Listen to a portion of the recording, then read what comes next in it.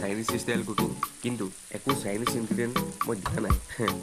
ধেমালিতে বজাৰৰ পৰা মাংস লৈ আহিলোঁ আৰু চিধাই কেৰাহীত দি কেপচিকাম আৰু গাজৰ এটা দি ওপৰত অলপমান জালুক, মিট মছলা, হালধি এটচেট্ৰা এইবোৰ দি 15 মিনিটমান ধুনীয়াকৈ ফ্ৰাই কৰি ল'লোঁ।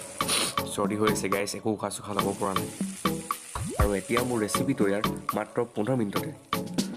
ধুনীয়াকৈ ছাৰ্ভ কৰি লওঁ যাতে আপোনাৰো লোভ লাগে।